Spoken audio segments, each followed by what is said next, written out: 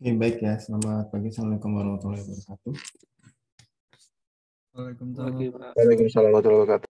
Mudah-mudahan sehat semua ya. Oke, Alhamdulillah sehat, Pak. bentar ini salah sedikit background ini. Mau dimatikan dulu.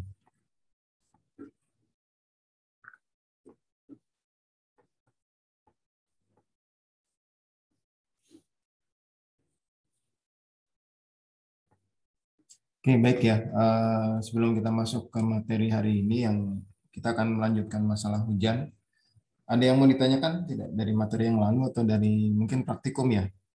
Kadang-kadang praktikum agak ada yang berbeda dengan di kuliah.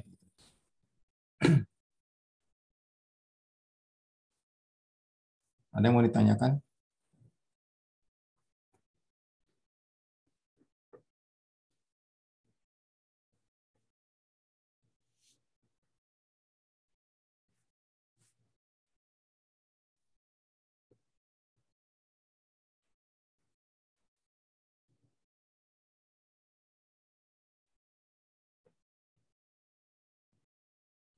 Oke ya, kalau nanti ada yang mau ditanyakan, silakan nanti bisa, kalau tiba-tiba teringat gitu ya, atau memang ada yang perlu ditanyakan, nanti bisa, apa namanya, kalau di tengah kita lah sedang sedang penjelasan, ya nanti disampaikan saja di kolom chat ya, supaya saya juga tahu.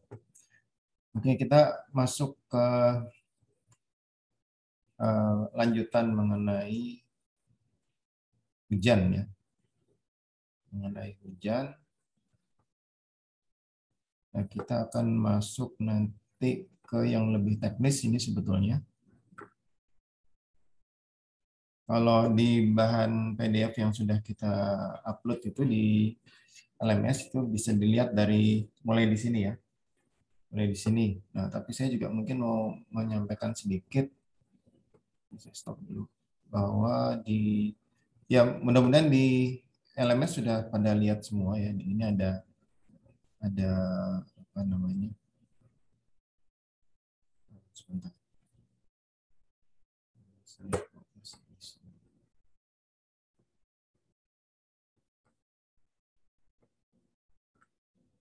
Nah, ini di LMS itu kita sudah siapkan beberapa link ya. Waktu pekan lalu juga sudah saya sampaikan sebetulnya. Tapi mungkin ini langsung kalau dibuka di ini.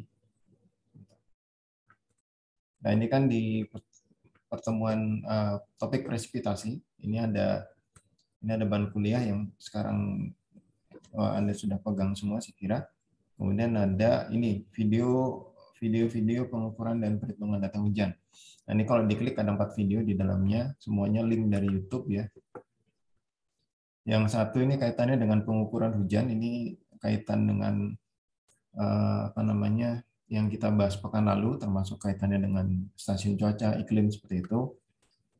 Kemudian yang kedua ini mengenai double mass curve ya, double mass curve, tapi yang dari YouTube ya. Jadi bagaimana kalau kita ketemu data itu, jadi di satu stasiun kita duga ada perubahan atau inkonsistensi data ya, untuk data hujan, misalkan karena ada pergeseran titik pengukuran, ada pergantian peralatan seperti itu, atau pergantian standar peraturan prosedur pengukuran seperti itu ya, itu nanti akan dicek menggunakan double mass curve. Ini penjelasannya ada di sini.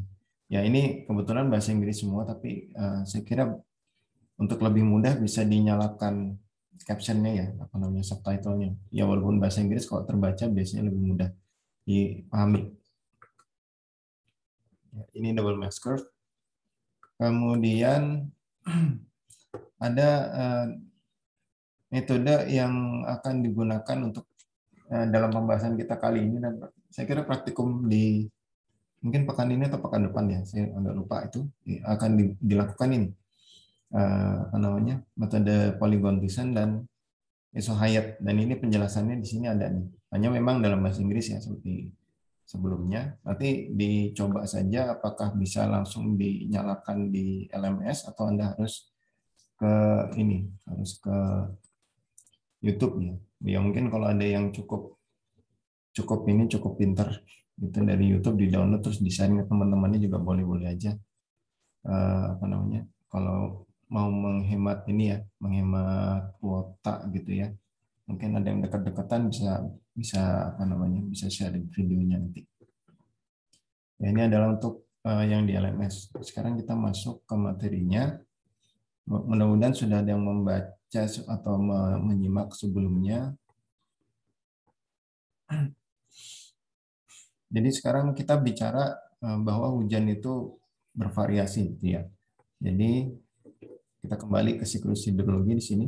Jadi ada hujan, kemudian ada aliran permukaan, aliran bawah permukaan, kemudian ada penguapan lagi. Ini kalau di land ya, di daratan itu seperti ini.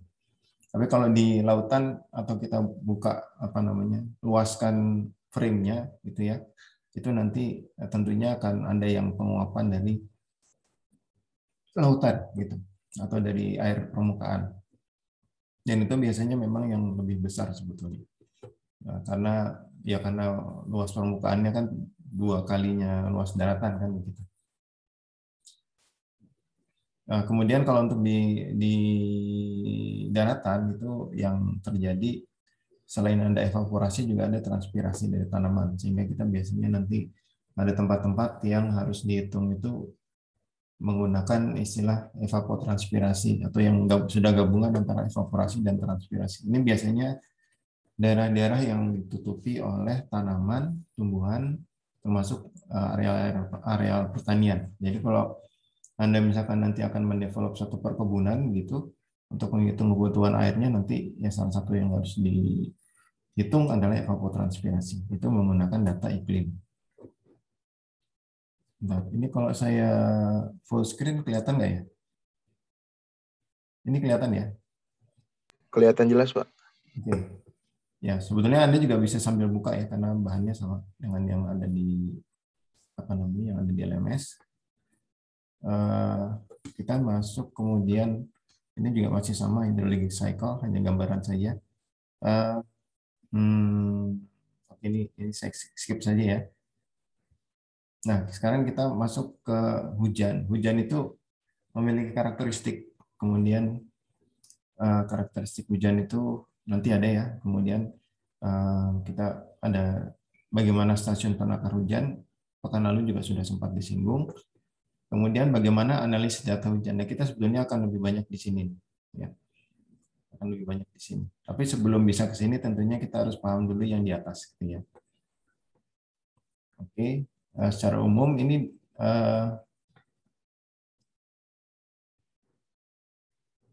jadi air yang ada di permukaan bumi itu maksudnya ini yang di daratan.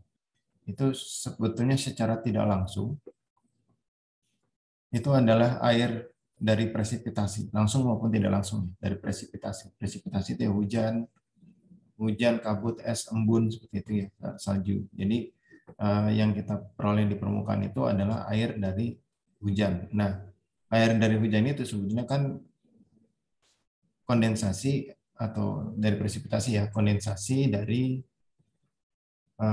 air yang sudah diuap, yang sudah menguap kan gitu. Jadi dari permukaan menguap kemudian dikondensasi. Dan ini kalau dilihat kan satu siklus yang tidak berhenti yang ya seolah-olah tanpa energi ya. Karena kalau kita sengaja menaikkan air dari bawah ke atas gunung dengan pompa kan pasti butuh energi yang besar. Nah, ini karena memang siklus hidrologi dan juga siklus alam yang kaitannya dengan radiasi matahari gitu ya, yang memberikan energi yang cukup untuk perubahan fasa dari cair ke gas, kemudian terbawa ke satu lokasi, kemudian terjadi kondensasi, kemudian hujan gitu. Sehingga ini menjadi satu siklus hidrologi, jadi seperti itu. Sehingga hujan itu menjadi sesuatu yang salah satu yang paling penting untuk diselesaikan analisis kuantitasnya gitu ya. Karena kalau kita sudah bisa mengkuantifikasi hujan, nanti selanjutnya kita bisa menghitung misalkan untuk debit di sungai. Kita bisa menghitung ketersediaan air yang bisa di harvest, misalkan kita mau membuat embung dengan tambungan hujan, atau sekedar untuk memperkirakan kalau pertanian tanda hujan itu bisa diperkirakan. Jadi sebetulnya kita punya air berapa kapan gitu. Itu dari hujan saja gitu ya. Jadi sehingga hujan ini menjadi salah satu yang penting, dan kalau di pembahasan kita ini sebetulnya paling panjang nih pembahasan hujan itu di kuliah ini. Setelah ini kita masih ada pembahasan peluang, tapi lagi-lagi peluang itu sebagian atau setengahnya itu adalah mengenai hujan. Ya, kemudian jadi ini adalah hujan, misalkan ini hujannya. Kan kalau kita bicara sistem das saja atau sistem catchment, kalau ada hujan turun di satu daerah tangkapan itu biasanya kita batasi dengan batasan tertentu, misalkan batas geografis, topografi seperti itu. Jadi kadang-kadang disebut sebagai daerah aliran sungai, daerah tangkapan hujan atau catchment area. Ada juga yang menyebutkan sebagai water basin. Basin itu kan mangkok ya. Nah itu macam-macam istilahnya, nanti tergantung konteks mana yang lebih tepat digunakan. Tapi intinya ketika ada satu sistem das katakan atau satu area, kemudian di situ turun hujan, hujan itu sebagai input. Gitu. Nah kalau inputnya hujan, nanti outputnya apa? Salah satunya adalah runoff nanti. Jadi kalau ada hujan itu nanti variabilitas temporalnya dari waktu ke waktu misalkan seperti ini, rendah, kemudian naik, kemudian turun. Maka outputnya juga nanti akan mengikuti, tergantung dari sistem dasnya sebetulnya, sistem catchment-nya. Nanti outputnya misalkan di sini debit, nanti dia juga akan naik, kemudian turun. Hanya nanti titik puncaknya ini dengan titik puncak waktu hujannya mungkin berbeda, itu yang harus dianalisis. Ya. Kemudian secara kuantitatif ada beberapa istilah yang harus dipahami. Yang pertama, lama hujan. Lama hujan ini biasanya diukur dalam jam atau menit, gitu ya. Biasanya sih jam atau menit. Kalau udah ukurannya hari, agak sulit untuk mendapatkan data yang data yang bisa applicable gitu ya. Misalkan kita mau menghitung drainase gitu, agak susah itu kalau misalkan lama hujannya itu kita menghitungnya dalam waktu yang lebih panjang dari jam. Ya, tapi di sini disebutkan bahwa untuk das kecil mungkin dalam menit, tapi untuk das yang besar bisa dalam hari. Kemudian lama hujan ini 1, 2, 3, sampai 24 jam ini bisa digunakan dalam analisis hidrologi untuk perancangan. Kalau lama hujannya terlalu panjang, agak sulit untuk digunakan untuk perancangan. Paling hanya kita gunakan untuk ya perancangan bisa, tapi perancangan penampungan seperti itu. Atau untuk menghitung kita punya air berapa gitu, itu mungkin hanya bisa sampai ke situ. Ya, jadi ada lama hujan, kemudian ada kedalaman hujan. Kalau kedalaman hujan itu nanti diasumsikan kalau kita ya seperti kalau kita kumpulkan air hujan di dalam ember gitu ya. Kan ember itu ada luasan permukaannya tuh. Luasan permukaan misalkan katakan kita buat yang gampang 1 meter gitu ya. Diameternya berapa, kemudian luas totalnya kita hitung 1 meter permukaan. Maka kedalaman hujan itu nanti air yang tertampung di situ berapa kedalamannya gitu. Jadi misalkan hujan terjadi selama beberapa jam, kemudian kita taruh di ember, tapi embernya harus yang dindingnya lurus ya, nggak boleh yang miring. Misalkan di situ tertampung sampai 100 atau sampai 10 mili, berarti hujannya memang kedalamannya 10 mili selama kita tampung. Ya, jadi kalau nanti ditanya berapa jumlah air yang ada pada luasan atau hujan yang jatuh dalam luasan 1 meter pada waktu 1 jam, katakan waktu lamanya hujan gitu ya, maka kita tinggal menghitung kedalaman dikalikan luas permukaan. Kalau kita bicara satu catchment ya berarti satu kedalamannya itu dikalikan luas catchmentnya yang kita miliki. Kalau kita punya lahan atau catchment seluas 1 hektar, berarti misalkan hujan di situ turun 30 mili dalam satu hari tertentu gitu ya. Maka kita bisa katakan bahwa kita punya air dari hujan itu volumenya bisa sampai 30 mili dikalikan 1 hektar gitu. Nah, tapi biasanya kalau kedalaman hujan ini dia sudah tergantung waktu ya. Tergantung waktu. Jadi kalau kita bicara kedalaman pada jam sekian, jam sekian, jam sekian mungkin akan berbeda-beda. Tapi kalau kita bicara 1 hari berarti total, 1 tahun berarti total gitu. Nah ini biasanya yang sering untuk digunakan untuk menggambarkan misalkan Bogor. Nah Bogor itu berapa tuh hujannya dalam 1 tahun? Nanti dicari ya. Silakan saja coba dicari Bogor itu berapa. Dan di kota Anda sendiri kira-kira berapa gitu. Nanti angkanya biasanya dalam satuannya itu milimeter. Tahunnya tidak disebutkan biasanya, tapi dinarasikan biasanya. Misalkan dalam 1 tahun ada curah hujannya ada misalkan 2000 mm gitu. Ya itu seperti itu. Nanti silakan dicari untuk Bogor dan untuk Anda, tempat Anda sendiri untuk ini untuk sekedar menambah wawasan. Baik yang kemudian jadi sudah ada lama hujan, ada kedalaman hujan. Nah, sekarang ada intensitas hujan. Kalau disebut intensitas kan berarti ada kuantitas per waktu ya.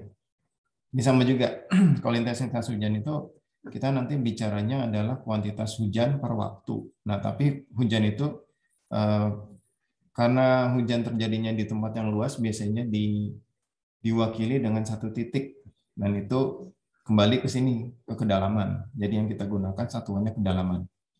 Jadi kedalaman per satuan waktu. Satuan waktunya apa? Mau menit, detik, jam, gitu ya. Tapi kalau udah disebutkan sebagai intensitas hujan ini nggak mungkin kita bicara T-nya itu 1 hari itu nggak mungkin, paling tidak jam. Ya, biasanya begitu. Atau kalau bisa punya alat yang lebih teliti, akurat, itu bisa juga di dalam misalkan detik per 10 menit, itu juga boleh juga seperti itu. Nah, ini gunanya nanti lebih pada perancangan, khususnya yang kaitannya dengan berapa sih air yang harus kita tangani dalam satu satuan waktu tertentu. Misalkan dalam 1 jam kita harus siap dengan saluran dengan ukuran yang cukup menampung air hujan sedalam katakan 100 mm. Ya kira-kira seperti itu. Ya 100 mm tentunya dikalikan dengan luas catchment-nya ya. Jadi kalau kita bicara intensitas hujan itu dalam milimeter, begitu kita mau menghitung dimensi nanti dikalikan dulu dengan luas tangkapan. Ya, jadi ini maksud saya jangan bingung ya. Kita bicara rate, biasanya kalau rate kan kecepatan misalkan meter kan ini ya, meter itu apa namanya?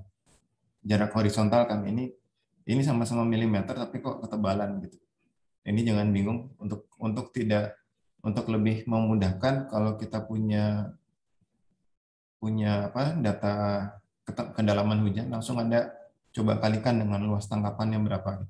Jadi langsung terbayang bahwa itu menyatakan volume atau menyatakan nanti debit yang kemungkinan dihasilkan. Ya seperti itu. Kalau ada satuan waktu. Ini intensitas hujan. Nah ini contoh kedalaman hujan. Ini kebetulan diberikan angka per tahun ya. Maksudnya ada satuan per tahun. Misalkan di sini India, Selamat, Malang, Singapura. Ada yang dari Singapura di sini atau dekat Singapura? Ya, ini milimeter per tahun disebutkan. Jadi ini kedalaman milimeter ini yang kedalaman hujan. Ini contoh-contoh saja. Bogor malah nggak ada ya. Bogor itu lumayan besar. Oke. Kemudian sebentar. Ini tadi satu deskripsi kuantitatif. Oke. Ini ada mau ditanyakan sampai di sini deskripsi kuantitatif.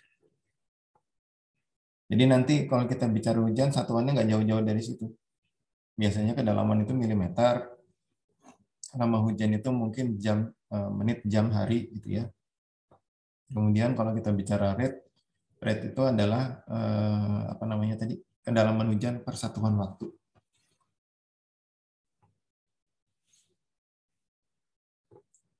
Oke, mungkin sebelum masuk lebih jauh nih, ini ada grafik ini. Grafik ini adalah temporal distribution. Temporal distribution. Ini ada waktu, ini ada I. Ada nggak yang bisa menjawab ini? Satuannya apa nih? Satuan di sini apa ini? Satuan di sumbu Y-nya apa kira-kira?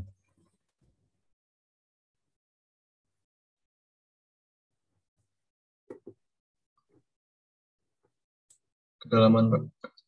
Kedalaman bisa. Ada lagi nggak yang mungkin yang lain? MM per hari, Pak. Kalau mm per hari nggak mungkin karena ini kalau mm per hari berarti kan ini hari 1, hari 2, hari 3 gitu ya. Berarti kan hujannya berhari-hari gitu. Ya.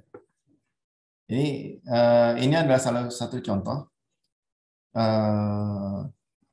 Tadi salah satunya betul ya. Jadi kalau kita hitung dalam satu kejadian hujan, kan biasanya satu kejadian hujan ya katakan kalau di Bogor seperti tadi malam itu hujan deras sekali dari sore sampai saya ingat dari jam 4 kan, dari jam 4 sampai jam maghrib jam 6 ya. Itu berarti kan 2 jam. Nah, 2 jam itu kita hitung persatuan misalkan per 10 menit lah, atau 2 jam itu per ini berapa sih? Ya katakan ini 1 jam ya, 1 jam katakan ya. Maka ini jam 1, jam kedua, jam ketiga, jam keempat, jam kelima, bukan jam kelima. 10 menitan. Jadi 10 menit pertama, 10 menit kedua, 10 menit ketiga, 10 menit keempat, 5, 6 kan pas 1 jam ya. Nah, ini bisa dilihat di sini menunjukkan setiap menit itu, setiap satuan waktu itu turun hujan dengan kuantitas yang berbeda, kedalaman yang berbeda. Nah, tadi sebetulnya ini bisa milimeter itu betul di sini. Tapi kalau digunakan satuan waktu biasanya per menit per jam gitu. Jadi ini bisa menunjukkan rate tapi bukan rate per kedalaman hujan per tahun atau per hari gitu. Ya. Jadi seperti itu. Nah, ini adalah salah satu contoh cara untuk menunjukkan variabilitas hujan dalam satu kejadian hujan tertentu. Jadi ini waktu pertama katakan ini jam ya. Berarti ini jam pertama, jam kedua, jam ketiga, jam keempat. Berarti ini totalnya ada 6 jam. Lama hujannya ada 6. Kedalaman hujannya bisa dilihat masing-masing di sini. Nanti rate-nya Anda hitung di sini. Ini per apa nih? Misalkan ini per jam, maka satuannya milimeter di sini bagi jam. Di sini rate-nya milimeter per jam gitu. Bisa dipahami nggak maksud saya? Gambar ini, membacanya. Ada yang mau ditanyakan?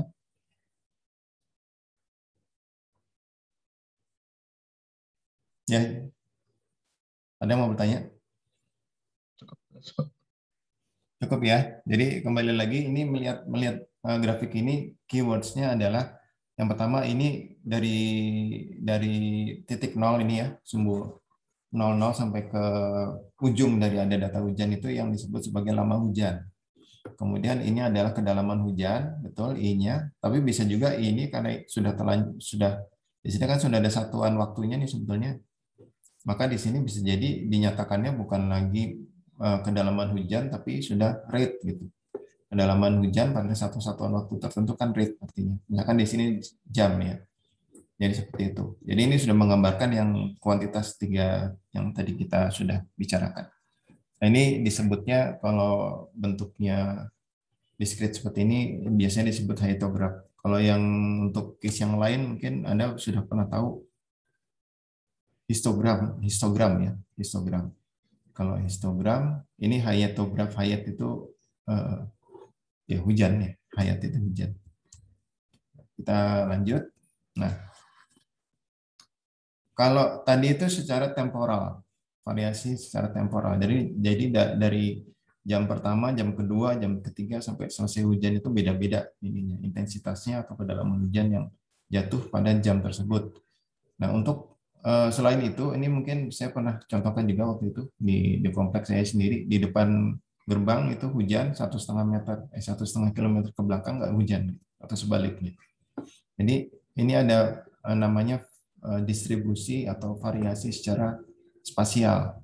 Nah, salah satu cara untuk menggambarkannya dengan seperti kontur, tapi namanya bukan bukan kontur elevasi, namanya isohayat. Jadi garis yang menunjukkan nilai-nilai hayat yang sama, gitu. Hujan yang sama. Yang contohnya seperti ini. Ini kita punya das, kemudian ini adalah kedalaman hujan 1, kedalaman hujan 2, 3, 4, 5. Gitu. Jadi ini terdistribusi seperti ini. Dan ini kalau di umumnya das yang hulunya di dataran tinggi biasanya makin ke bawah makin rendah hujan biasanya sih. Kecuali ada anomali ya. Seperti itu. Ini spasial saya kira mudah ya dipahami. Intinya kita punya ini dalam waktu yang berbeda-beda, kemudian di tempat yang berbeda-beda, hujannya juga bisa berbeda-beda gitu. Masalahnya kan kita nanti hanya mengukur stasiunnya kan tidak di semua tempat kan. Stasiun kan terbatas. Nanti yang akan menjadi isunya adalah bagaimana kita menentukan data hujan yang digunakan untuk perhitungan gitu. Nah, ini sebagai contoh aja. Ini variabilitas secara temporal tapi hanya per hari, dan juga variabilitas secara spasial dari tempat-tempat yang berbeda. Ini bisa dilihat di sini lah, milimeter hujannya atau kedalaman tinggi atau kedalaman hujannya.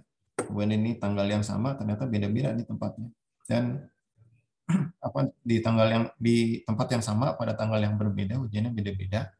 Kemudian di tanggal yang sama tempat yang berbeda hujannya juga berbeda-beda. Gitu. Jadi seperti ini. Ini tempatnya saya agak kurang familiar juga di tempat-tempat nama-namanya. Tapi kelihatannya di Pulau Jawa ya. Ini hujan bulanan. Jadi kalau yang tadi ini harian untuk bulan Januari, ini bulanan untuk tahun 91.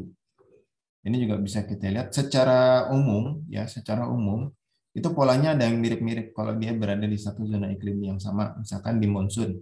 Kalau monsun itu seperti kita di sini Bogor masih masuk monsun, tapi kalau Anda yang berada di Palembang atau di Kalimantan Tengah yang dekat Katulistiwa ya, atau di mungkin Riau kali ya, itu masuknya dia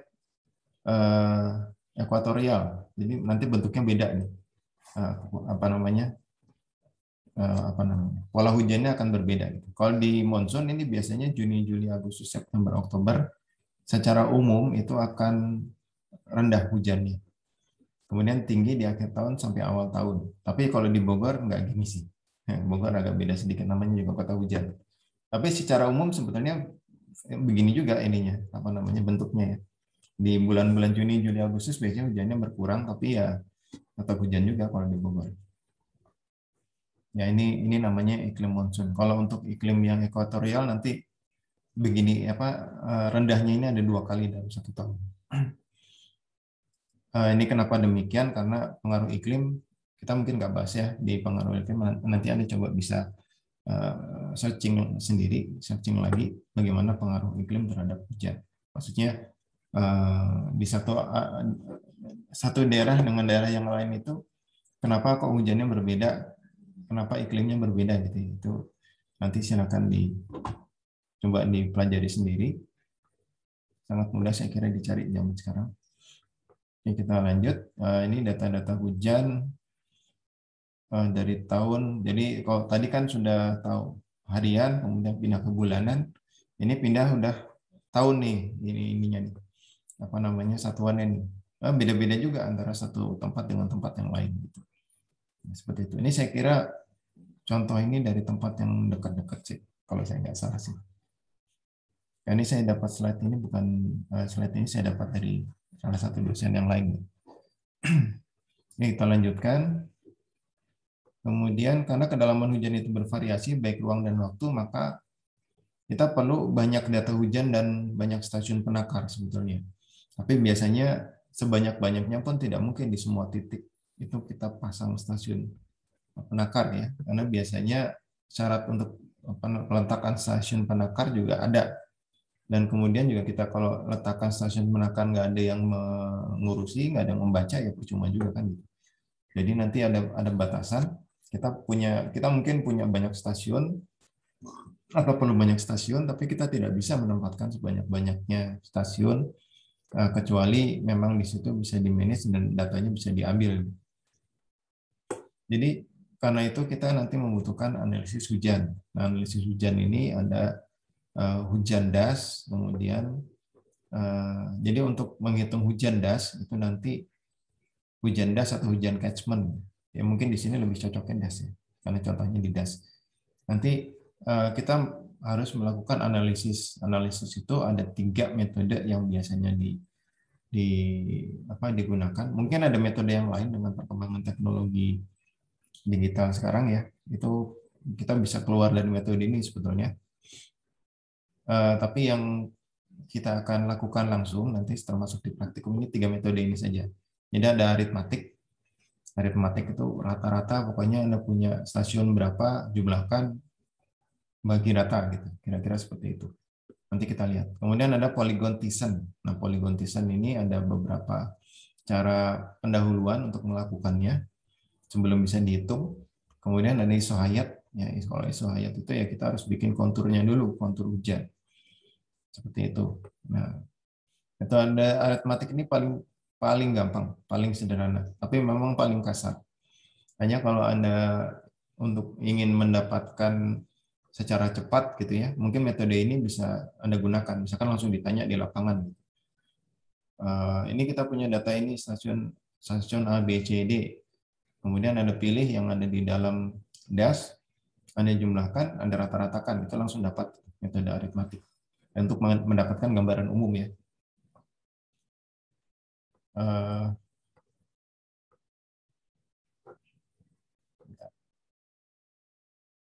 Nah, ini disebutkan akan memberikan hasil teliti apabila stasiunnya itu tersebar merata di das dan variasi kedalaman hujan antar stasiun relatif kecil. Jadi variabilitas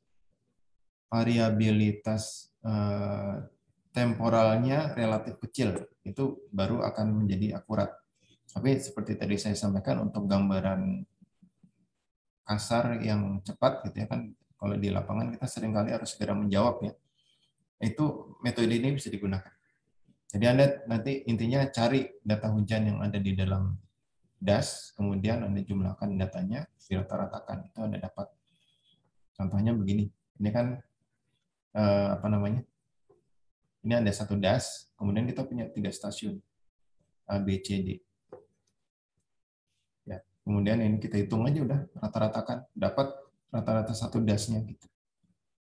Ini metode aritmatik mudah ya, gampang sekali saya kira. Mudah-mudahan tidak ada yang salah paham gitu. Intinya bahwa kalau metode aritmatik, data yang digunakan harus dari stasiun yang berada di dalam das. Ya. Seperti itu. Nah, yang berikutnya adalah metode Thiessen.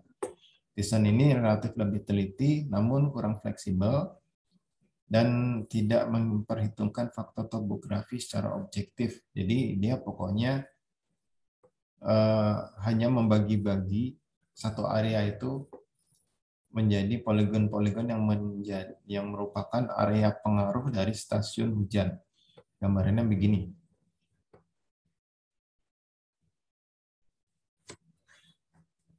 Ya, coba dari persamaannya kan kelihatan ya. Di sini kita memperhitungkan luas. Jadi ini stasiun C, stasiun A, stasiun B, stasiun ya A, B, C, masing-masing sudah punya luasan masing-masing di sini. Cara membuat poligon Thiessen itu secara umum ya, secara gampangnya aja. Anda tarik garis lurus antara 2 titik, kemudian ambil garis tengah, titik tengahnya, kemudian Anda tarik garis tegak lurus. Di semua titik Anda begitukan, nanti pertemuan di semua garis tegak lurus itu menjadi titik poligon. Nanti kalau misalkan ada stasiun yang lain, bisa membentuk poligon-poligon yang memang tertutup gitu ya. Tapi di sini nanti yang kita hitung adalah ininya. Luas di sini berapa, luas di sini berapa, luas di sini berapa. Nah, itu nanti jadi kontribusi dari stasiun A untuk yang di sini, stasiun B di sini, stasiun C di sini. Nah, pertanyaan saya mungkin Bisa nggak kalau Polygon Tizen kita menggunakan stasiun yang berada di luar DAS? Ada yang bisa menjawab di sini? Kalau aritmatik kan nggak boleh. Kalau Polygon Tizen boleh nggak kita pakai stasiun di luar DAS?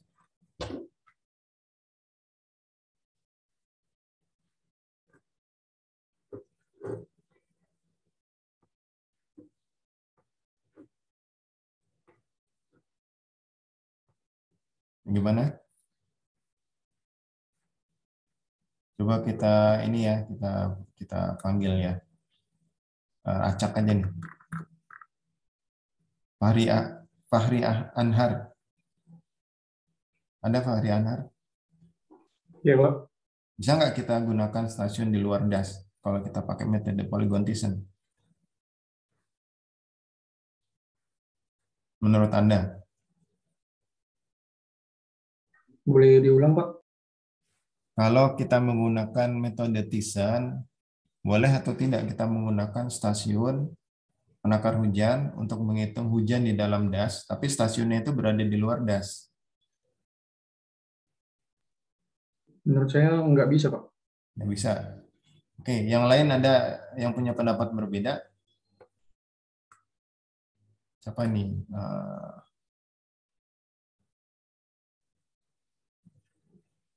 Isti Ayu Fadilah. Iya, Pak. Menurut Anda bisa nggak? Sepertinya tidak bisa, Pak. Oke, tidak bisa ya. Iya. Ini mungkin pendapatnya masih sama karena contohnya kebetulan di dalam semua. Ya. Jadi kita lihat di sini. Inti dari metode Tizen itu adalah pengaruh sebetulnya, bukan titiknya. Ya, memang di sini kebetulan contohnya adalah semua di dalam DAS. Jadi dalam menghitung nanti data stasiun hujan yang ada di dalam DAS itu yang akan dipergunakan karena titiknya memang adanya di situ. Tapi sebetulnya kalau kita punya titik-titik stasiun hujan di luar DAS itu boleh dipakai selama memang setelah kita bikin poligonnya ada yang masuk di dalam DAS gitu ya. Jadi itu yang membedakan antara aritmatik dengan Tizen. Nanti jelasnya akan Anda pelajari di praktikum. Atau Anda juga bisa lihat di di video yang tadi saya tunjukkan ya. Itu nanti Anda bisa lihat di situ. Jadi intinya perbedaan yang ini ada beberapa perbedaan antara aritmatik dengan Tizen ya. Kalau aritmatik itu semua data harus di dalam DAS, kemudian tinggal dirata-ratakan. Kalau Tizen itu data boleh diambil dari luar DAS selama stasiunnya memang memiliki pengaruh yang dinyatakan dengan poligon yang ada di dalam batasan DAS gitu. Jadi nanti silakan dilihat. Jadi ini untuk Tizen. Metode berikutnya adalah isohayat. Nah ini metode yang paling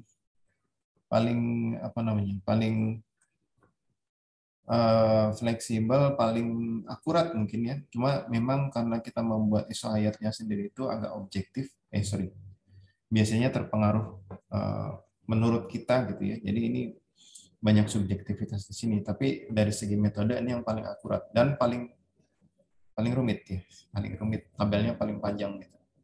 Nah, bagaimana nanti cara perhitungannya bisa kita lihat. Sebetulnya sih intinya mirip dengan baik aritmatika maupun dengan Tizen ya. Cuma di sini yang digunakan adalah proporsinya terkait dengan luas area di antara dua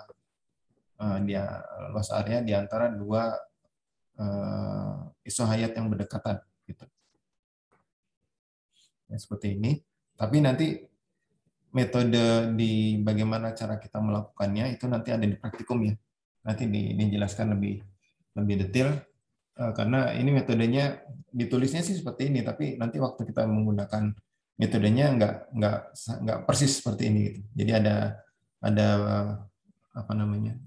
urutan pengerjaan yang nanti akan menghindari kesalahan kurang lebih seperti itu. Ya, jadi ini contohnya masih sama, DAS yang sama, ada 3 titik stasiun dan dari 3 titik stasiun ini kemudian kita buat isohayat. Nah, memang kalau datanya terlalu sedikit, stasiunnya ini membuat isohayat itu susah. Jadinya kita betul-betul subjektif gitu. Jadi ini memang salah satu yang perlu diperhatikan adalah bagaimana SOIAT-nya itu dibuat. Tapi kalau kita punya data stasiun yang banyak, kemudian kita punya alat untuk membuat ini, kan kalau untuk membuat kontur kan ada alatnya, ada software-nya ya. Untuk membuat ini juga bisa sebetulnya. Kita tetapkan berapa titik, kemudian nanti di generate kontur dari hujannya, itu bisa juga dibuat. Nah, jadi ini metode SOIAT. Nah, kemudian ada lagi masalah dengan data hilang. Ini pekan lalu sudah saya sampaikan juga tadi ya, kalau nggak salah. Jadi namanya pengukuran, namanya apa namanya? Ya pengukuran atau monitoring ya. Anda sendiri mungkin juga pernah ada yang sudah melakukan pengukuran ya, pasti ada data-data yang hilang. Karena masalahnya adalah masalah kerusakan alat, ada masalah permasalahan di petugas, tidak harus lalai, tapi misalkan ada accident gitu kan di jalan misalkan ketika akan melakukan pengukuran, nah itu pasti akan ada data yang hilang. Nah, bagaimana data yang hilang itu bisa diisi? Karena kalau datanya tidak ada, kita tidak bisa melakukan analisis. Nah, ini biasanya pengisian data hilang ini bisa menggunakan data dari stasiun-stasiun yang lain di sekelilingnya. Nah, metodenya ada yang normal ratio method, ada yang reciprocal square distance method. Jadi ini intinya adalah pengisian data hilang menggunakan data dari stasiun yang lain. Nah, ini rumusnya seperti ini. Jadi ini rumusnya adalah ini kalau kita ingin mencari data hujan ini, misalkan di X ini P itu adalah data yang hilang di stasiun X. Maka kita bisa memperkirakan dengan cara ini 1/n itu berarti merata-ratakan ya, membagi ini dibagi 1/n dikalikan jumlah dari kedalaman hujan di stasiun I itu nanti misalkan kita punya 10 stasiun di sekeliling X, jadi ada 11 stasiun, kemudian ada 10 stasiun yang lain gitu, yang kita cari yang di X, yang 10-nya yang kita punya datanya. Jadi satunya adalah 1, N-nya adalah 10. Ya, seperti itu. Kemudian dikalikan dengan P. P ini kedalaman hujan di stasiun I. Jadi kalau misalkan kita sedang bicara stasiun pertama, berarti ini P itu I-nya sama dengan 1. Dikalikan dengan perbandingan antara rata-rata hujan di stasiun X, tahunan di stasiun X, dibagi rata-rata hujan di stasiun I. Jadi perbandingan antara stasiun X dengan stasiun I dirata-ratakan. Tentunya dirata-ratakan dari data yang lengkap ya. Nah, ini kemudian kita jumlahkan untuk stasiun 1, 2, 3 sampai N. Kemudian kita rata-ratakan itu yang kita gunakan sebagai nilai dugaan sebagai pada data di stasiun X yang hilang. Jadi metodenya seperti itu. Ini tidak sulit saya kira. Kemudian yang kedua metodenya menggunakan reciprocal square distance. Nah, ini agak repot sedikit ini karena ya perhitungan penjumlahannya juga banyak. Nah, tapi di sini yang digunakan bukan rata-rata langsung jumlah ya, tapi rata-rata jarak. Jadi kita harus cari berapa jarak dari stasiun X ke Y gitu. Dan dijumlahkan. Bagian atas ini sih sama ya. Mirip lah dengan yang tadi apa namanya? Metode yang sebelumnya. Hanya di sini kita gunakan kuadrat jarak. Kemudian dijumlahkan dikalikan dengan 1 dibagi bagian bawahnya aja dijumlah. Tapi dikuadratkan. Ya, seperti itu. Jadi rumusnya seperti itu. Yang diingat adalah dx ya, dxi ini adalah jarak. Jadi bukan jumlah stasiun yang digunakan tapi jarak. Oke, berikutnya inkonsistensi data. Ini juga kemarin sudah saya sempat singgung ya. Ini menggunakan double mesh curve berubah untuk analisisnya karena Anda misalkan ganti alat, pindah lokasi, ada perubahan lingkungan, misalkan tadinya sekelilingnya hutan, kemudian diubah menjadi lahan pertanian atau bahkan menjadi pemukiman gitu ya. Itu pasti ada perubahan data biasanya, perubahan ini inkonsistensi data. Gitu. Nah ini harus dilakukan analisis. Intinya adalah kalau kita jumlahkan, akumulasikan data, kemudian kita ketemu kurvanya kok patah gitu ya. Nah itu berarti kita harus luruskan. Ini digunakan metode double mesh curve analysis. Intinya sebetulnya nanti kita mengkalibrasi gradien di sini, slope di sini, supaya dia bisa menjadi lurus. Seperti itu. Nanti ini juga di praktikum akan diberikan. Kemudian, apa lagi ya? Nah, ini video-video yang tadi tentang hujan ya, nanti silakan dilihat. Nah, kemudian kita bicara hujan rancangan. Ini mulai yang agak rumit nih. Nah, ini hujan rancangan merupakan pola hujan yang digunakan dalam rancangan hidrologi. Jadi kalau kita punya data hujan, kemudian kita analisis berbagai macam seperti tadi ya, itu sudah dianalisis semua. Nanti ujungnya itu sebetulnya kita harus mendapatkan hujan rancangan.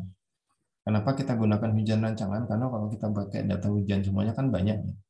Terus biasanya kita hanya membutuhkan data itu satu aja nih untuk menentukan dimensi. Biasanya kalau untuk drainase kita gunakan yang terbesar. Yang terbesar yang mungkin terjadi dalam katakan ulangan beberapa waktu gitu ya, beberapa tahun. Jadi maksudnya desain kita itu jangan sampai tidak bisa menghadapi hujan yang berulang setiap 20 tahun sekali, biasanya kan lebih besar hujannya. Seperti itu. Kemudian ini adalah masukan dalam untuk menjadi model untuk input dalam model hidrologi untuk menentukan debit rancangan biasanya dengan menggunakan model hujan aliran. Ya, jadi yang perlu diingat-ingat di sini hujan rancangan itu bukan data hujan ya, tapi hujan rancangan itu dihitung berdasarkan data hujan dari stasiun penakar hujan dan dari karakteristik das hujan yang dihasilkan sebelumnya. Jadi yang tadi kita bahas itu Anda punya sekian banyak stasiun di satu catchment atau di satu area yang kita amati, kemudian dicek konsistensi datanya, dicek data hilangnya ada atau tidak, kemudian ada hitung hujan kawasan. Ya, hujan kawasan nanti jadi kan biasanya kita nanti hanya menggunakan satu nilai saja untuk satu kawasan. Nah, itu nilai tersebut ya yang akan digunakan untuk rancangan. Nah, ini pemilihan pola hujan rancangan akan tergantung dari model hujan aliran yang akan digunakan. Nah, hujan rancangan ini bisa hujan titik. Jadi kalau Anda nanti sekadar ingin menghitung berapa sih hujan yang menghasilkan limpasan permukaan, aliran permukaan, ya nanti akan menjadi genangan, akan menjadi banjir seperti itu. Ini biasanya kita gunakan titik, hujan rancangan titik, ya, hujan rancangan titik. Ini satu titik aja, di satu titik. Hanya di sini bukan kedalaman hujan, tapi intensitas, ya intensitas. Jadi intensitas hujan nanti ada istilahnya untuk satu waktu konsentrasi tertentu. Karena kalau kita bisa bicara hujan kan sebelum dia mengalir kan terkumpul dulu ya. Jadi untuk terkumpul itu disebut sebagai waktu konsentrasi. Dan ini biasanya kita given saja. Misalkan waktu konsentrasinya 1 jam. Maka 1 jam itu kita cari intensitas hujannya berapa. Ya seperti itu. Nah ini rumus ini sebenarnya akan dipelajari lagi setelah UAS ya. Sekarang mungkin hanya untuk pengenalan saja bahwa untuk rumus rasional ini adalah koefisien pengaliran, A itu adalah luas, ini kita butuh data hujan titik di sini. Seperti itu ini hujan titik. Tapi yang perlu diperhatikan bahwa ini adalah intensitas hujan, bukan kedalaman hujan. Intensitas hujan itu biasanya ada satuan unit waktu, mungkin jam atau lebih kecil lagi gitu. Dan ada kala ulang 7 tahun, T tahun, ini kala ulang kita akan bahas di pekan depan dan pekan depannya lagi. Jadi jangan terlalu dipikirkan, yang penting ini ada intensitas hujan di satu titik gitu, ya yang akan digunakan. Ini yang disebut sebagai hujan titik. Kemudian ini sama ya, hayatograf yang tadi sempat kita sampaikan. Hyetograph ini akan ini. Jadi hyetograph ini itu saya lupa ini apa ini ya. Jadi tapi intinya kalau ini ada data hujan kita masuk ke model nanti keluarnya debit. Nah, dengan keluar debit ini kemudian kita bisa konversikan nanti lebih lanjut tergantung dari infrastrukturnya atau bangunannya menjadi misalnya ketinggian air di atas bendung. Jadi dalam perancangan bangunan pelimpah ini menjadi satu hal yang harus dilakukan. Berapa sih rancangan kita air di atas bendung itu, berapa ketebalannya, itu harus dianalisis nanti dari data hujan. Gitu.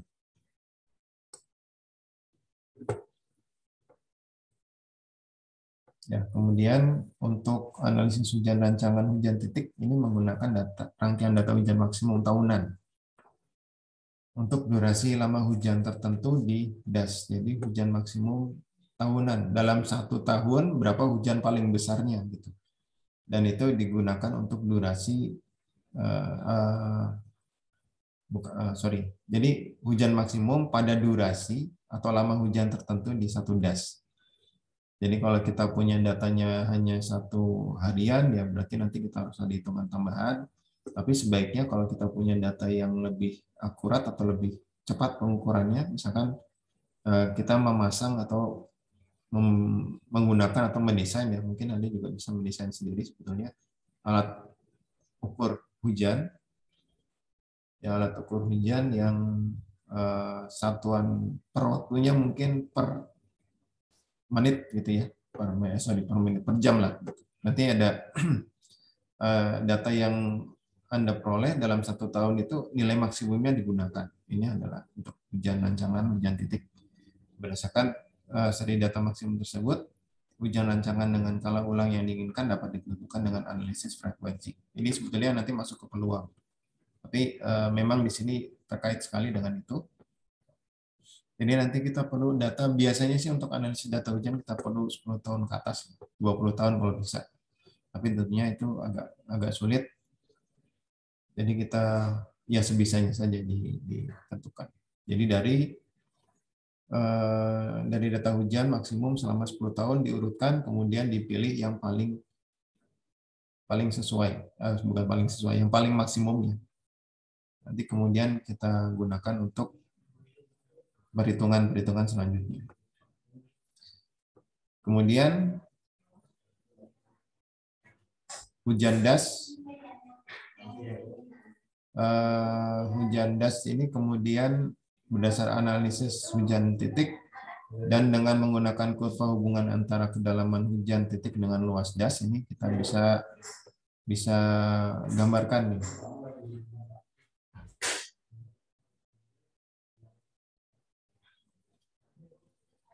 Bisa digambarkan seperti ini. Jadi ini persentase hujan, kemudian ini luas das. Ini untuk 24 jam, ini untuk 3 jam, 1 jam 30 menit, seperti itu. Ini persentase, saya agak lupa ini. Ini kayaknya persentase hujan.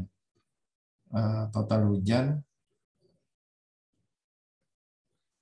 Ya, ini adalah depth area duration curve. Depth area. Sorry, ini depth. Ini duration, ini area.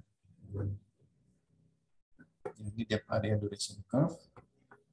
Kemudian yang lebih sering mungkin ini yang digunakan.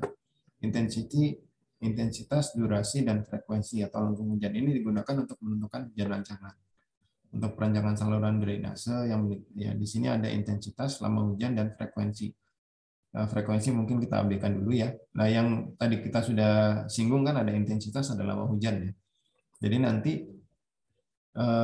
waktu kita menggunakan kurva ini, kita bisa menentukan intensitas hujan berdasar pada lama hujan tertentu. Kan tadi kalau kita kembali ke rumus rasional ada yang TC ya, TC. Itu kan time concentration. Itu menjadi lama hujan nanti. Dan kemudian dengan lama hujan itu kita tentukan intensitas gitu. IDF dapat dibuat berdasarkan analisis frekuensi data hujan otomatis kalau ada. Kalau tidak ada kita bisa membuat secara sintetik, jadi diturunkan berdasarkan analisis frekuensi, kemudian nanti dihitung dengan rumus yang bisa digunakan untuk pendekatan. Nah, ini contoh gambarnya. Ini adalah IDF. Ini intensitas hujan, lihat satuannya milimeter per jam. Tapi durasinya dilihat di sini menit. Nah, kalau misalkan kita gunakan misalkan di sini 1 jam, berarti intensitasnya misalkan di sini ya. Di sini kita gunakan durasinya itu 1 jam. Maka kita ambil yang paling dekat lah, 2 tahunan ya. Ini periode ulang. Periode ulang ini sebenarnya baru akan dipelajari nanti di pekan depan. Tapi kita coba ambil dulu, ini periode ulang 2 tahun. Kemudian kita punya kalau ternyata lama hujan yang kita gunakan untuk perhitungan itu 1 jam, berarti kan 60 menit. Ini kita tarik ke sini, kemudian kita potongkan dengan grafik di atas, dan kita tarik ke sini. Dapatnya berapa? Kira-kira 10 mm per jam. Rate-nya kira-kira 10 mm per jam. Kalau kita ganti misalkan lebih cepat 20 menit. 20 menit di sini, kira-kira ini berapa? 17 ya, 17 atau 18 mm per jam. Gitu. Nah, yang jadi pertanyaan adalah bagaimana cara kita mengeluarkan grafik ini. Ya, karena grafik ini kan tidak bisa digambar-gambar sendiri. Either apakah kita gunakan data atau kita gunakan hitungan. Dan hitungannya biasanya sudah ada yang bisa diikuti, yang sudah standar ya, digunakan misalkan oleh PU atau oleh badan yang lain. Nah, jadi kalau misalkan kita punya data penakar hujan otomatis yang mungkin mengukur setiap 10 menit, 15 menit atau 1 jam gitu, kita bisa menentukan pola dari hayatograf. Apabila tidak, maka harus ditentukan dengan rumus pendekatan, misalkan menunuk hayatograf itu mungkin ini ya. Ya, ini IDF ini yang dimaksud.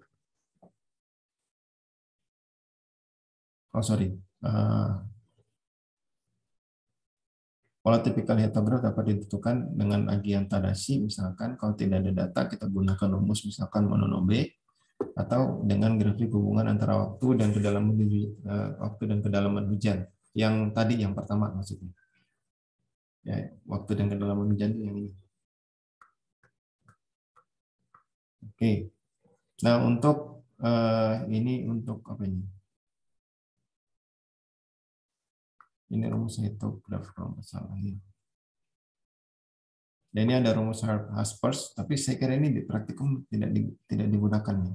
Untuk hujan dengan durasi pendek, ini ada RT rancangan hujan dengan skala ulang T tahun. Kemudian Q ini intensitas hujan dalam milimeter per jam. T ini adalah durasinya dalam menit.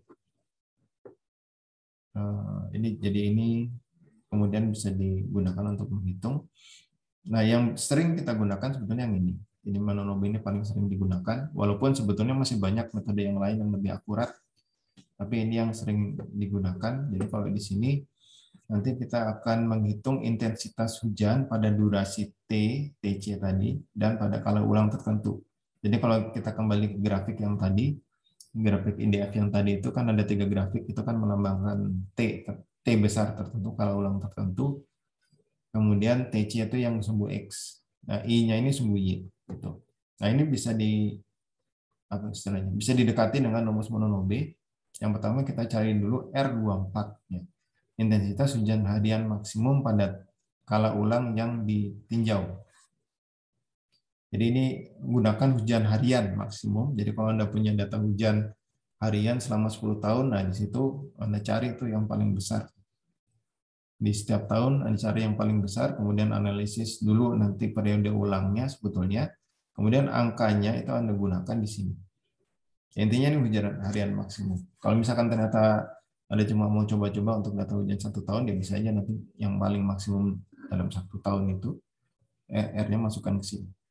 Tapi seharusnya ini tahapan selanjutnya dari periode ulang ya. Anda analisis dulu periode ulang baru ke sini sebetulnya. Oke, kemudian N ini konstanta. Nah, konstanta ini kalau nggak salah harus dikalibrasi ya, disesuaikan dengan data hujan yang kita punya. Tapi kalau nggak bisa, kalau tidak salah bisa diberikan nilai tertentu tipikal untuk daerah-daerah tertentu di dunia seperti itu. Ini mononobe. Nanti saya kira di praktikum juga akan dibuat ya, mononobe. Oke, kemudian ini frekuensi, ini Dascode. Dascode ini ada beberapa ini ya. Ini adalah lama hujan, kemudian kedalaman, ini kedalaman hujan. Oh, kedalaman hujan 50 sampai 75, ini bacanya gimana ya? Ini frekuensi kejadian. Oke, ini untuk kedalaman hujan yang berbeda. Jadi untuk kedalaman hujan yang berbeda,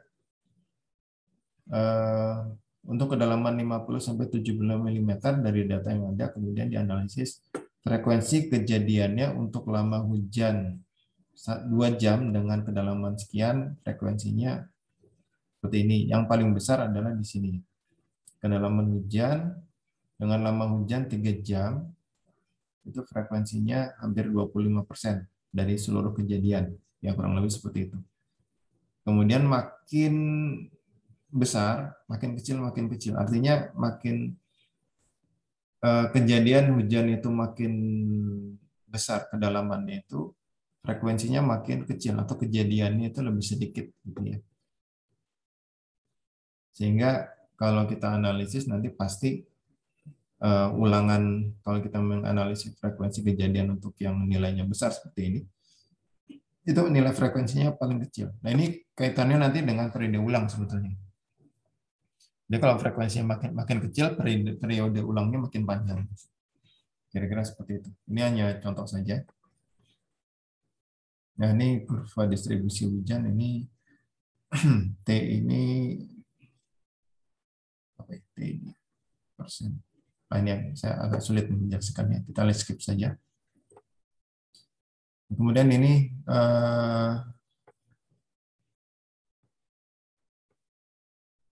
hujan kumulatif, kemudian durasi hujan. Durasi hujan ini dalam persennya artinya misalkan durasi hujannya itu 6 jam gitu ya, maka 100% itu adalah 6 jam. Nah, di sini kita bisa lihat hujan kumulatif. Hujan kumulatif itu artinya dari sini, dari titik awal sampai ke ujung itu adalah nilai dijumlahkan. Nah, ketika dijumlahkan kan tergantung dari rate, dari waktu ke waktu kan. Makanya bentuknya ini berbeda-beda. Ada yang langsung lurus, ada yang begini terus landai, ada yang landai terus naik gitu. Ini kira-kira seperti itu. Oke, ini adalah kurva distribusi hujan di satu das Cimanuk. Ini kalau kita punya hujan, katakan 100% itu berapa? Misalkan 150 ya, 150 mm. Besar sekali. Tapi ya, anyway, kita gunakan misalkan 150, berarti itu ada di 100%. Kemudian durasi hujannya berapa? Misalkan 6 jam tadi ya, maka 6 jam itu ada di 100%. Ternyata ke kanan itu berapa persen durasi hujan itu sudah tercapai, ke atas itu adalah berapa persen kumulatif hujan itu tercapai. Profilnya kira-kira seperti ini. Gitu. Ini analisis yang terkait dengan bagaimana perilaku atau pola hujan. Ya. Nah, kemudian distribusi hujan ini kalau berdasarkan data hujan yang otomatis, ini pola distribusi bisa ditentukan. Tapi kalau tidak tersedia, kita bisa gunakan secara metode distribusi hipotetis seperti uniform, segitiga, bell shape, atau yang lain-lain. Nah, kemudian ini rumusnya ada beberapa. Jadi distribusi hujan ini kaitannya dengan waktu konsentrasi. Ya. Bagaimana cara kita menentukan waktu konsentrasi yang nanti akan digunakan untuk menentukan intensitas hujan yang akan dipakai dalam rancangan. Nah, ini TC-nya macam-macam. Biasanya akan memperhitungkan luas dan slope, luas area slope, atau luas area. Gitu. Jadi metodenya nanti macam-macam yang bisa digunakan. Diikuti saja petunjuk di mana, di praktikum atau di Kalau di sipil biasanya ada ini ya, ada dari panduan teman PUPR misalnya seperti itu. Jadi kita bisa ikut saja di situ. Kemudian ini alternating block. Ini agak kurang digunakan juga sebetulnya. Ya paling tidak di dalam kuliah kita ini tidak terlalu digunakan gitu ya. Jadi ini bagaimana menghitung alternating block method. Ini menggunakan pertama kita hitung waktu konsentrasi, kemudian dihitung intensitas hujannya, hitung kedalamannya, hitung penambahan kedalaman untuk setiap interval waktu, kemudian digambar dengan nilai maksimum diletakkan di tengah dan nilai bawahnya diletakkan di selang-seling kiri kanan. Jadi nanti hasilnya seperti ini. Ini adalah waktu hujan, ini adalah persentase dari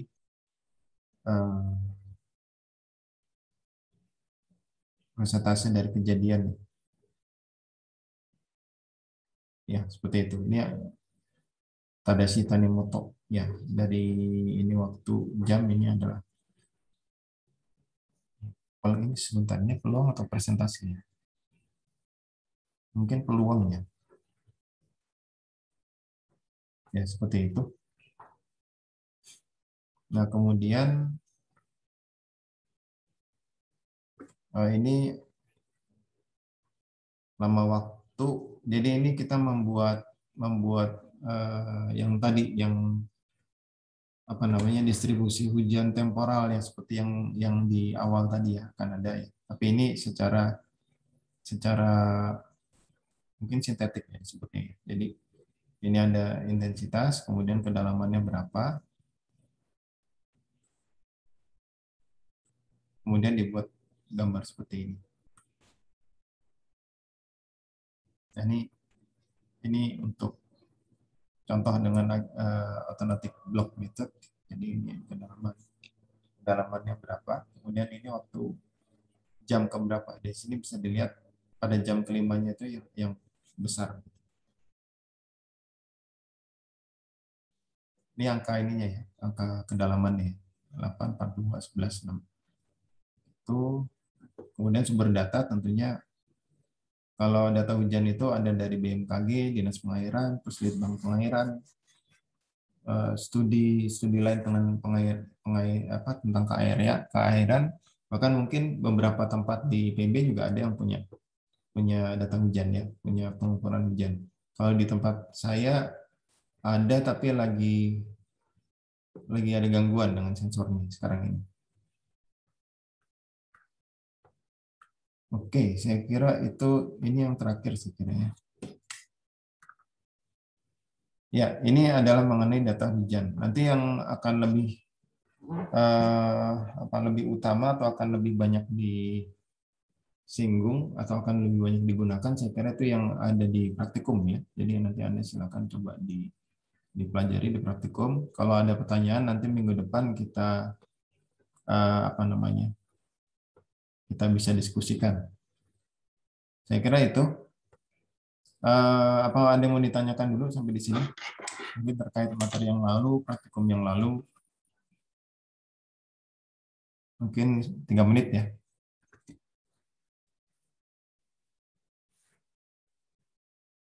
Ada?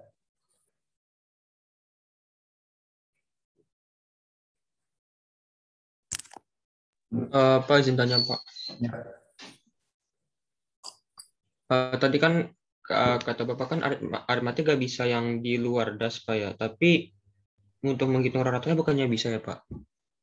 Karena saat di catatan di PPT sebelumnya itu ada yang bisa hitung di luar dasnya Pak. Oke, ya mungkin tadi salah itu aja ya. Iya Pak, saya bingung di situ. Ya, jadi mungkin tadi saya nggak tahu apa saya salah bicara apa ya, yang pekan lalu saya salah bicara. Tapi intinya begini, metode yang menggunakan rata-rata itu sebetulnya aritmatik itu rata-rata, Thyssen juga rata-rata. Hanya perbedaannya kalau aritmatik itu langsung menggunakan nilai dibagi rata ya, jumlah bagi rata gitu ya. Dan kalau Thyssen itu dia memperhitungkannya bukan jumlah saja tapi juga luas pengaruh Nah, jadi kalau untuk aritmatik itu memang strict, kita nggak bisa gunakan yang ada di luar daerah, di luar das, di luar catchment yang kita hitung, itu nggak bisa kita gunakan. Jadi ini untuk sekalian konfirmasi ya, mungkin yang kemarin saya salah menyampaikan atau ada salah misinformasi gitu ya. Tapi diingat kalau untuk aritmatik itu tidak bisa menggunakan data di luar das. Ya, itu fix dulu di situ.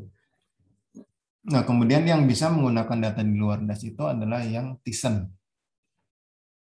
Kalau Thyssen boleh menggunakan data di luar das. Tapi catatannya, kita buat dulu poligonnya. Kalau ada bagian poligon stasiun yang ada di luar das, yang poligonnya ada di dalam das, itu datanya bisa dipakai. Gitu. Bisa dipahami nggak? Oh, baik Pak. Jadi Thyssen tuh bisa dihitung di luarnya karena dia ada perhitungan dengan poligonnya itu ya Pak? Iya. Jadi nanti kita buat poligon-poligon dulu. Stasiun manapun yang poligonnya ada di dalam das, walaupun cuma secuil gitu ya, itu nanti digunakan dalam perhitungan. Tapi kalau tidak ada poligonnya nggak bisa. Gitu. Oh, baik Pak. Terima kasih Pak. Ya, jadi itu memang perbedaan antara aritmatik dan Thyssen. Ada lagi? Praktikumnya sudah belum itu? Ada yang sudah praktikum Thyssen?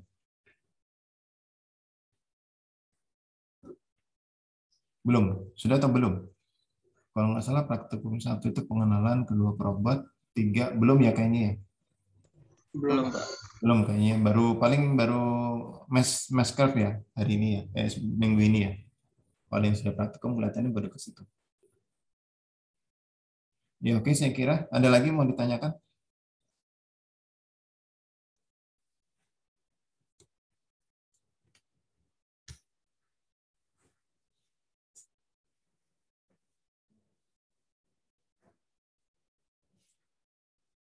Oke, kalau belum ada yang mau ditanyakan, kita cukupkan ya untuk pagi ini ya. Jadi Anda jangan lupa untuk absen di IPB Mobile. Terus kalau misalkan nanti tiba-tiba ada yang mau ditanyakan, ya silakan lewat grup.